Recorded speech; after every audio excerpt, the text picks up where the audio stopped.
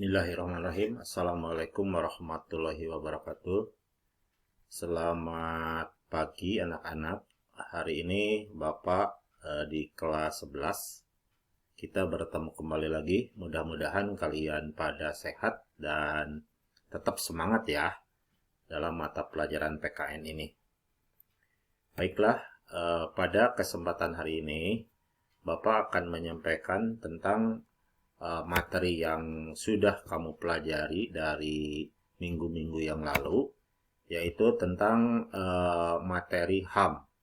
Tetapi kali ini Bapak akan menekankan tentang kasus pelanggaran hak asasi manusia yang pernah terjadi di Indonesia.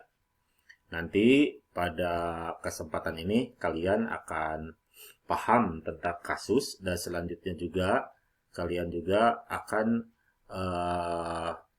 diharapkan akan mencari kasus-kasus yang terjadi di Indonesia yang kaitannya dengan pelanggaran HAM. Baik, yang ini yang pernah kita laksanakan. Dulu pernah kita menyampaikan HAM itu apa. Ini contohnya yang pernah kita pelajari ya. Nah, seperti ini, pengertian hak asasi manusia. Sedikit kita bahas seperangkat hak yang melekat pada hakikat dan keberadaan manusia sebagai makhluk Tuhan Yang Maha Esa yang merupakan anugerahnya yang wajib dihormati, dijunjung tinggi dan dilindungi oleh negara, hukum, pemerintahan, dan setiap orang demi kehormatan serta pelindungan harkat dan martabat manusia. Ini sudah kita pelajari pada kesempatan terdahulu. Jadi HAM itu adalah hal yang patut kita syukuri sebab merupakan anugerah dari Allah Subhanahu wa taala yang wajib kita hormati. Ini ya, kita lanjut. Dan kewajiban asasinya. Nah, ini manusia itu HAM itu menghormati di dalam istilahnya adalah harus menghormati, menjamin dan melindungi hak asasi manusia lainnya atau istilahnya disebut dengan human rights yang disampaikan di sini. Baik, lanjutkan. Nah, ini contoh substansinya dalam kewajiban asasi manusia adalah ada nilai dasar, nilai instrumental, dan nilai praktis Pancasila. Nilai dasar itu ada pada dasarnya kita dalam Pancasila, dalam Undang-Undang Dasar. Terus ada lagi dalam hal yang lainnya. Nilai instrumentalnya yaitu ada dalam sisi hukum, yaitu dalam peraturan pemerintah dan lain sebagainya. Nilai praksisnya adalah penerapan yang pernah kita pelajari juga. Lanjut ya, biar cepat. Nah, ini pasalnya yang menyangkut tentang HAM adalah seperti ini. Selanjutnya, nah ini kita maksudkan kepada pelanggaran HAM. Pelanggaran HAM yang terjadi, ini kasus-kasusnya ini terbagi dari 5 bagian. Itu bisa saja terjadi di lingkungan keluarga, bisa di lingkungan sekolah, bisa di lingkungan masyarakat, di lingkup nasional, juga bisa pelanggaran HAM yang terjadi di dunia. Kalian kecil saja sebetulnya pelanggaran HAM misalnya di dalam keluarga. Kamu saling ejek dengan pihak keluarga. Sebetulnya ataupun kadang-kadang terjadi akhirnya pukul-pukulan yang tidak sengaja akhirnya dari saling ejek tersebut. Itu sebetulnya sudah termasuk kepada pelanggaran HAM.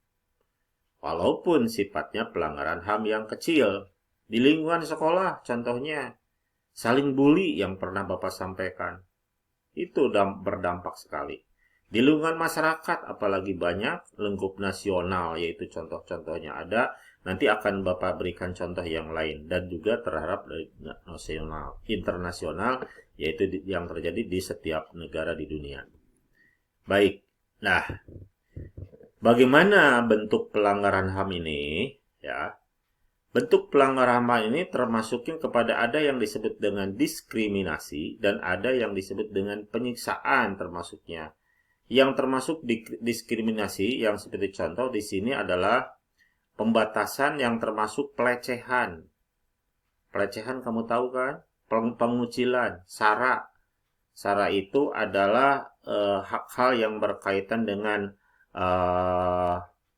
dengan hal-hal yang status itu, misalnya contoh dengan suku, agama, ras, dan yang lainnya. Itu yang menyangkut. Ini bisa menjadi hal yang saling melakukan sebuah pelanggaran.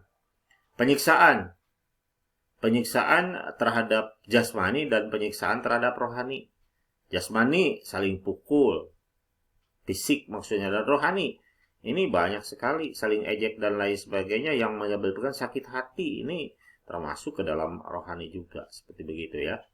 Nah, biar cepat ya. Maaf, Bapak rada dipercepat di sini biar kalian jelas. Nah, pelanggaran HAM ini ada dua macam. Ada yang istilahnya pelanggaran HAM berat itu. Ada pelanggaran HAM berat ini yang kita maksudnya. Jadi, contoh pelanggaran itu sebetulnya gini. Ada pelanggaran HAM ringan, ada pelanggaran HAM sedang, dan ada pelanggaran HAM berat. Nah, yang kita ini kan adalah pelanggaran HAM berat.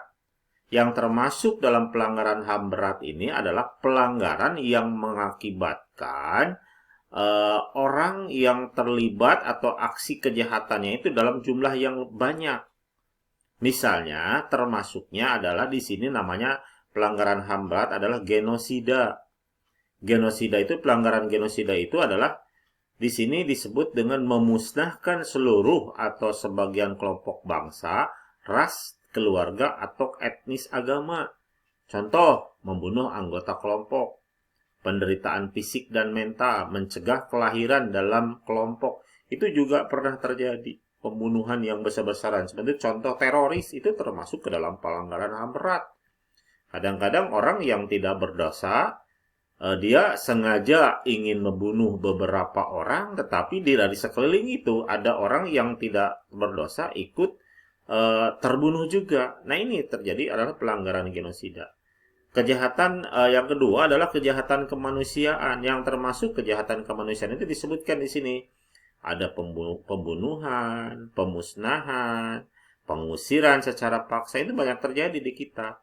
Perampasan, penyiksaan, perkosaan, penganiayaan, dan apartheid. Ini yang ini kan. Ini kalian silahkan untuk lebih jelasnya boleh kalian baca buku dalam buku PKN-nya ya. Jadi kalau hanya menerima dari Bapak, ini Bapak sangat ringkas sekali biar lebih cepat saja di sini yang disampaikannya. Mudah-mudahan kalian paham. Faktor yang terjadi akibat daripada pelanggaran ini diakibatkan daripada faktor internal dari dalam dan faktor eksternal. Internal itu adalah karena sikap egois kita. Kadang-kadang kita kan punya ingin menang sendiri. Nah, ini terjadi tungtungna teh apa namanya? Saling ejek, saling menjelekan satu dengan yang lainnya. Nah, juga adalah faktornya faktor rendahnya kesadaran HAM, hak asasi manusia. Idealnya seperti yang dikatakan di depan, pelanggaran HAM itu yaitu kita itu harus dihormati dan harus saling kita harus saling punya rasa toleransi terhadap hak orang lain. Kalau tidak demikian, maka kesadaran kita kurang. Akhirnya apa? Yaitu yang disebut dengan egois itu. Tidak toleransi. Terus yang terdapat pada faktor internal adalah penyalahgunaan kekuasaan, ketidaktegasan aparat hukum, penyalahgunaan teknologi, kesenjangan sosial dan ekonomi. Ini banyak. Faktor eksternal itu faktor dari luar, faktor internal adalah faktor dari dalam. Faktor eksternal penyalahgunaan kekuasaan ini banyak di kita ini. Penyalahgunaan kekuasaan. Idealnya seorang pejabat kalau sudah duduk dalam sebuah pemerintahan, misalnya mempunyai kekuasaan, istilahnya mereka itu bukan untuk kadang kamu lihat kan, setelah duduk kadang-kadang lupa berdiri, gerhayang jadi, contohnya lah misalnya, contoh dewan, atau contoh bisa seorang bupati. Pertama ketika dia itu ingin dipilih, wah membujuk kepada rakyat dengan sedemikian rupa. Ternyata ada sebagian orang daripada penguasa ini setelah terpilih, ya menyalahgunakan kekuasaannya, malah terjadi korupsi dan lain sebagainya. Itu juga terjadi juga ketidaktegasan aparat hukum. Katanya hukum itu adalah lemah kepada bawah, tapi tumpul ke atas istilahnya, tapi tajam ke bawah. Ini boleh kamu, ini kan kamu sering mendengar seperti itu ya. Baik, lanjutkan ya. Nah ini Lembaga HAM Indonesia, ini ada ini ya. Terus yang lainnya lagi, nah ini kasus-kasus HAM yang banyak terjadi. Kasus Tanjung Priuk, ini pernah terjadi tahun 1984. Terus ada kasus Marsina. Nah ini kasus-kasus pelanggaran yang terjadi di Indonesia ini tahun 93. Kamu nanti dicari kasusnya ke Bapak kumpulkan. Ya, jadi ini kan boleh melalui Google Classroom atau yang lainnya. Juga ada kasus Semanggi. Terus kasus pembantaian di Timur Timur. Nah ini kasus pelanggaran internasional ada lagi yang Bapak contohkan ini. HAM di Mesir, Mussolini di Italia, HAM yang melakukan Hitler di Jerman dan lain sebagainya. Nah, jadi, upayanya bagaimana? Yaitu upaya penegakan itu memasukkan HAM dalam berbagai perundang-undangan nasional dan lain sebagainya. Baik ya. Jadi gini maksudnya, yang ingin Bapak sampaikan pada kesempatan ini, kamu tahu tentang pelanggaran HAM dan contoh kasusnya. Dan setelah itu, setelah kamu paham, maka kamu coba cari kasus dari yang terjadi dalam pelanggaran HAM yang ada di Indonesia saja. Jangan dari luar. Kamu mudah-mudahan bisa dipahami ya, dengan contoh-contoh yang Bapak sebutkan tadi.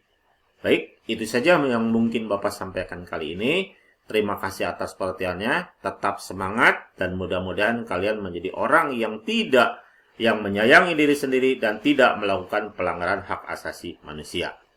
Terima kasih. Wassalamualaikum warahmatullahi wabarakatuh.